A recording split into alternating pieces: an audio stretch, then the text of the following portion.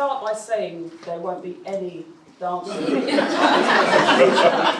I don't really know how I'm supposed to follow that. I did wonder, but anyway, I'm going to try. So I'm Joy White, and what I'm going to do is I'm going to talk about the last book I wrote called Terraformed, where I looked at a square mile in Forest Gate. Forest Gate is in the London Borough of Newham, which is an East London borough.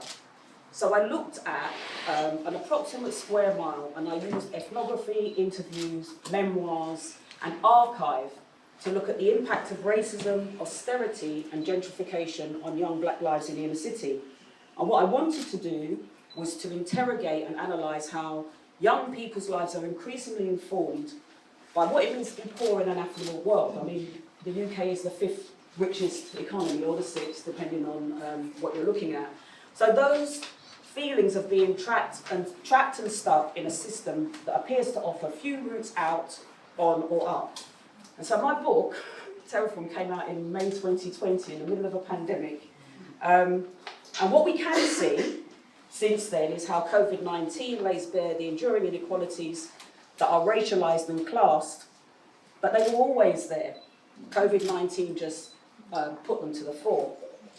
And so by looking at this one geographical area, this square mile in Forest Gate, and I'll show you a map in a second, Terraformed shows how in one of the wealthiest countries in the world, social, economic and racial inequalities are produced and reproduced.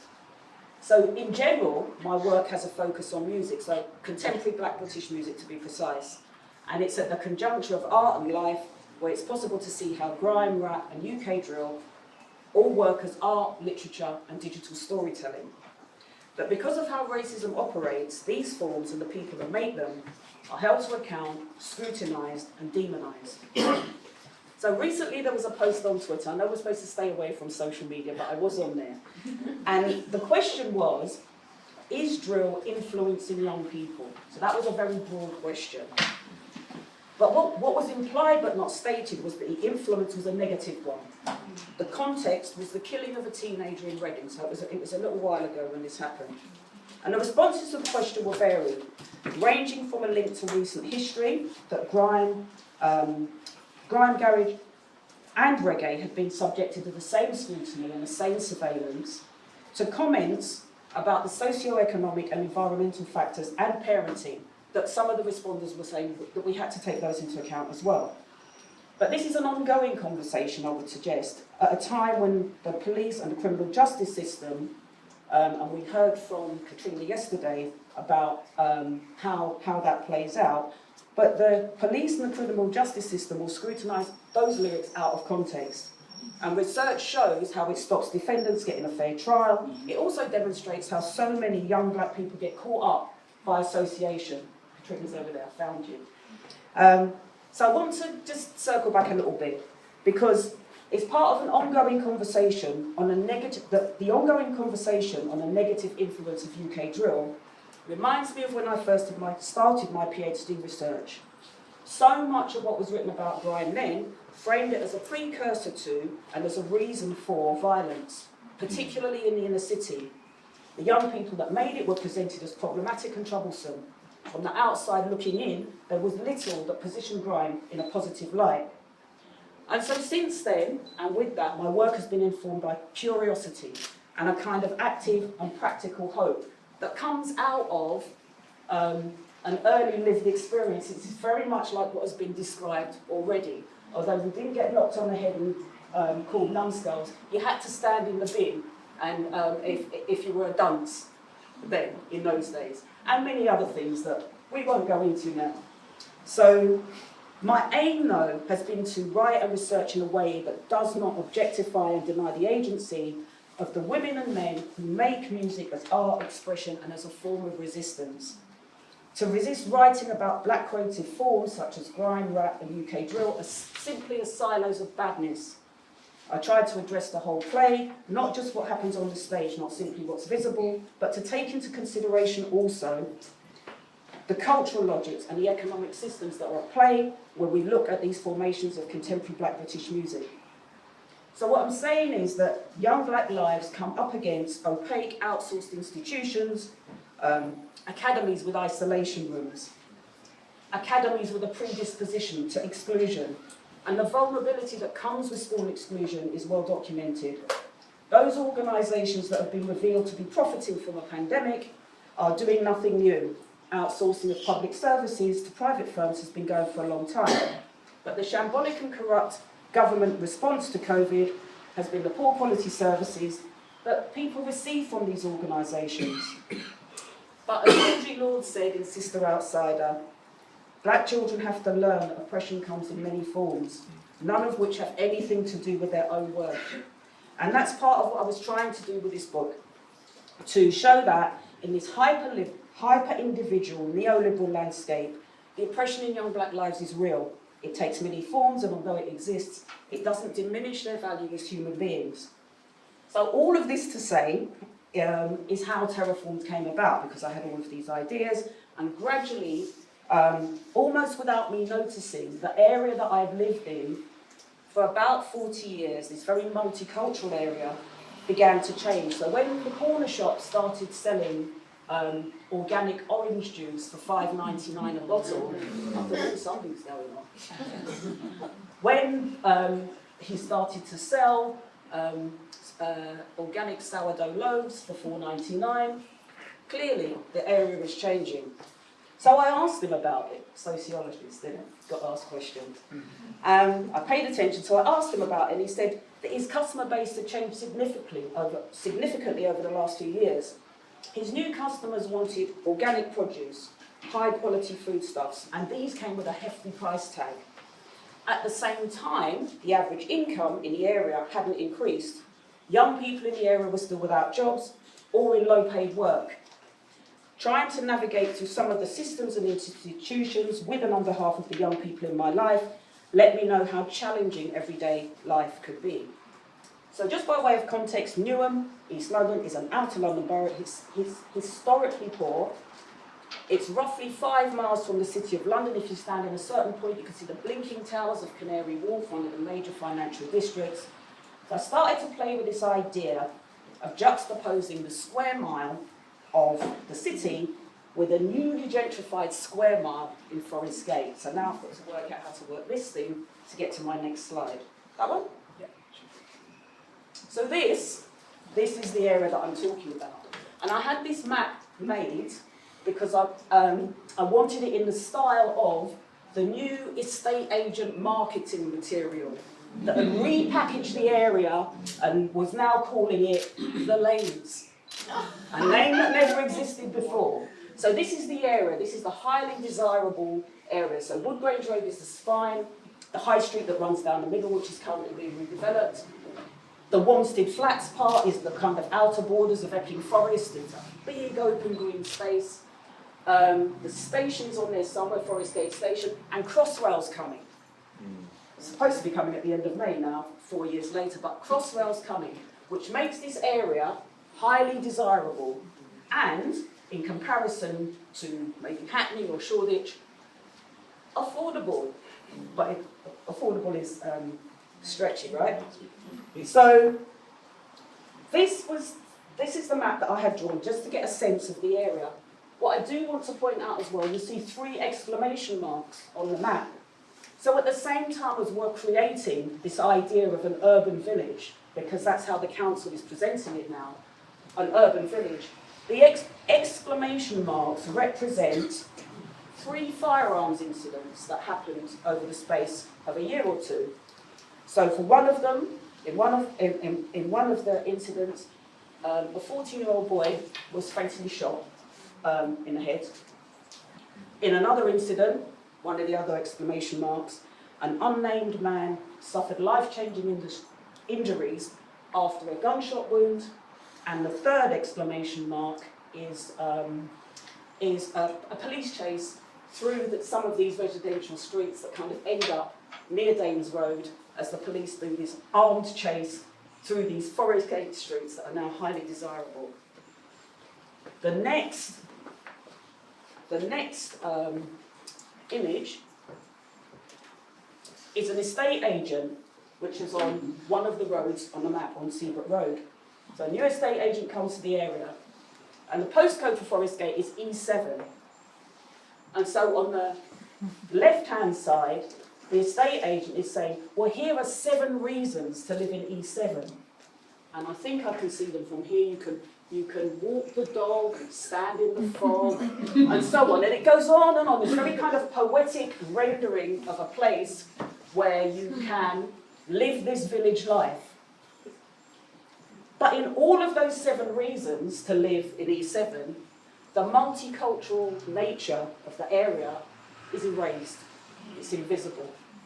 So I thought, okay then, there's another 7 reasons on the other panel to live in E7. And yet again, Newham, which is so multicultural that 65% of the population would describe themselves as black or ethnic minority, which is a young borough, which is one of the birthplaces of grime, Newham. None of that matters. It just doesn't register.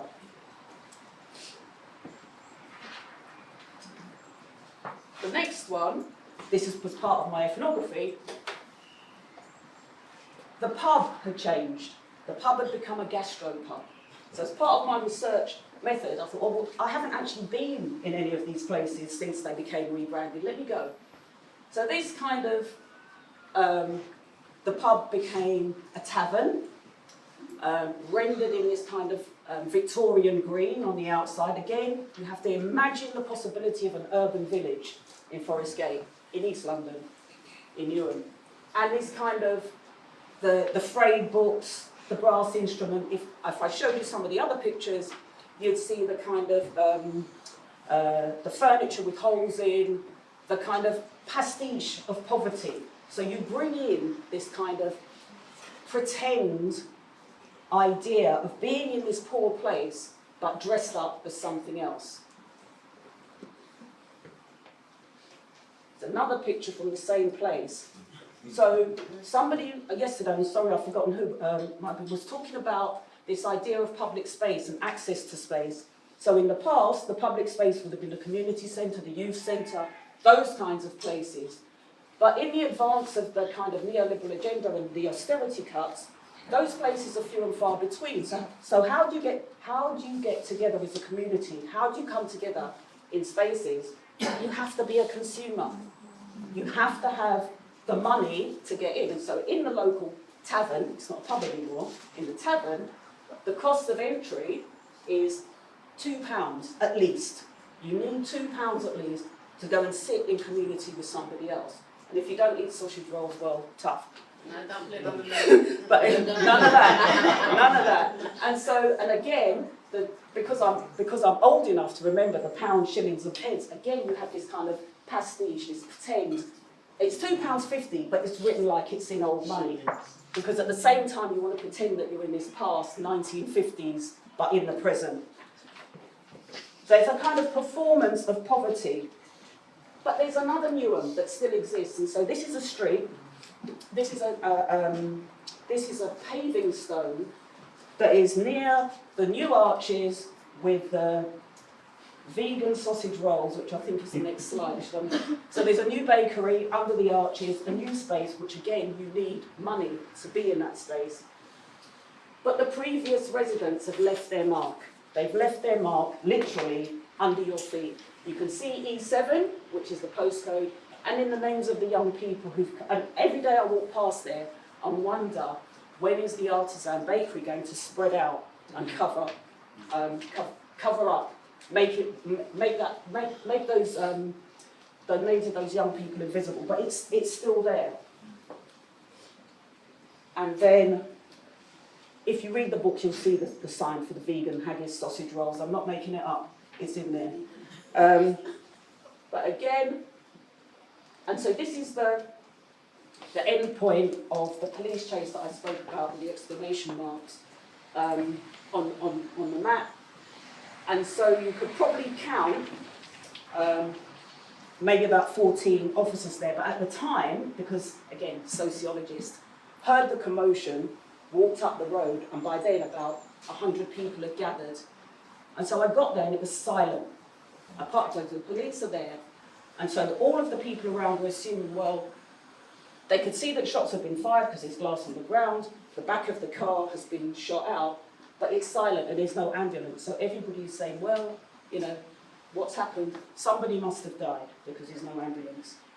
And then some other people came along because they thought they recognised who was involved and what was going on. So the police as being there to protect invoked fear in quite a few members of the public that were around at the time. So it didn't feel like a particularly safe place to be, even with that huge police presence. The huge police presence made it feel even more unsafe. And what I couldn't show in the book, because part of my process was, as well as taking the photos, I recorded sound and visuals as well to get a sense of place. What does it feel like to live in this place? Because I live there, but you don't always observe it and experience it in the same way when you're just living rather than researching. So what I can show you, and I hope it works, is a short bit of the film. So this is the end of the police chase. This is the forest gate that happens outside of the urban village. So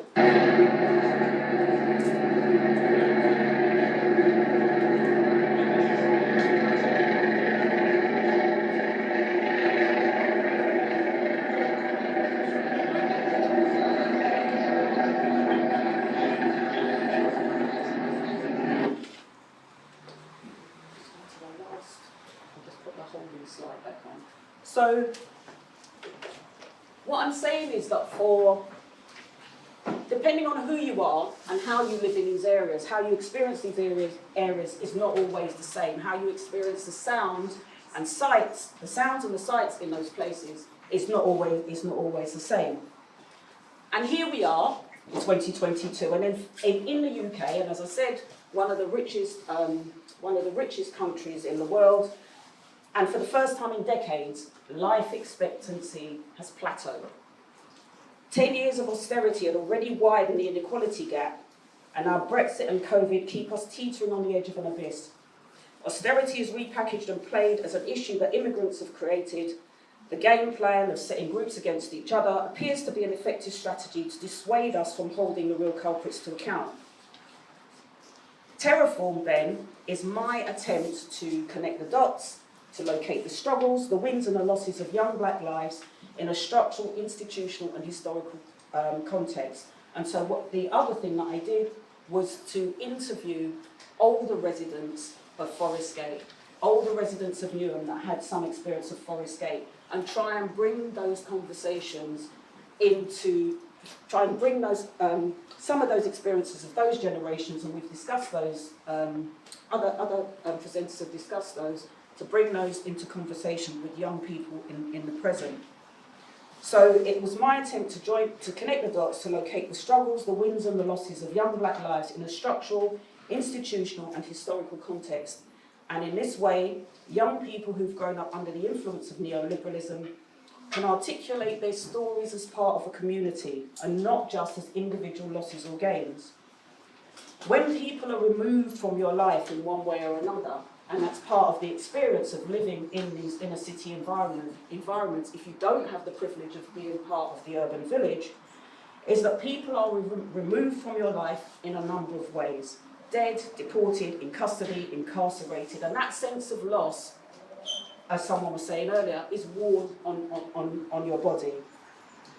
So according to Toni Morrison, one purpose of writing is to translate sorrow into meaning. So I wrote about the sorrows and the joys of what I see in an East London neighbourhood, without the mask of respectability, politeness and gratitude that has us beaten and almost reluctant to demand more. I hope that people will come away with an understanding that the hostile environment towards black communities in the UK goes back decades. Anti-black racism in the UK is underpinned by a collective amnesia with regards to the terror of Britain's colonial and post-colonial endeavours. Although ahistorical accounts often erase black presence and contributions, there are existing blueprints from the recent past for activists and community organisers, and that's what I've tried to bring to the fore in the book. Young people are actively resisting the ways in which contemporary social and economic and racial inequality are depicted as the natural order of things. So in the UK, we can see that simmering below the surface of these luxury new builds and regenerated spaces, the ever-widening gap between rich and poor, the haves and the have-nots, is revealed via the solid landscape. The rising level of violence and the increasingly punitive measures to contain it. The pressures on emotional well-being are enhanced by precarious employment and an ineffective safety net for those who fall on hard times. So what we see in affluent but unequal societies is a cycle of punitive measures, surveillance and control. This links to an increasing use of legislation to address social problems that arise as a result of inequality. And the police and other regulating authorities uphold this kind of collective fantasy that they are responsible somehow for law and order and protecting us in some way, that they are keeping us safe. The police are often beyond reproach, even when people die at their hands. So we watch the spectacular displays of big knives and contraband that feed into young people's fears of violence and confirm to society at large that the world is a dangerous place. But somehow, young people continue to make music that matters for them. And we can see the role that grime and other popular contemporary genres, such as rap and UK drill, perform in the production of local identities. And I would suggest, well, in fact, I'd strongly argue, that these expressive everyday practices offer a way to critically reflect on feelings and emotions. In Newham, young people work individually and collectively to get their musical products out into the public arena. Resources are shared, and friends and members of the community come together to make something happen, to make music happen. And there is a strong link between music, place and identity. And music does have the ability to bring up those powerful feelings of place and belonging and an attachment to place. So I'm going to end, I hope this works, I'm going to end with a video from Bassman and Snizzy, who are from Forest Gate. Their video is part of a series that SBDV did called Better Place. So different artists were asked to create, their version of a better place. And from the opening shots, you'll see some of the reference points that we looked at in the first map. You'll see the park, you'll see the high street, you'll see Forest Gate Station, you'll see the Caribbean Takeaway. And what you'll also see, I hope, is young people coming together. They might have their faces covered, but they walk together in these groups of various sizes, coming together in groups of 2 or 3s. They smoke together, they talk together, they walk together. And what we see is kinship, brotherhood, and care expressed and at work. So that's my last 3 minutes. So we'll watch that, and then that's me.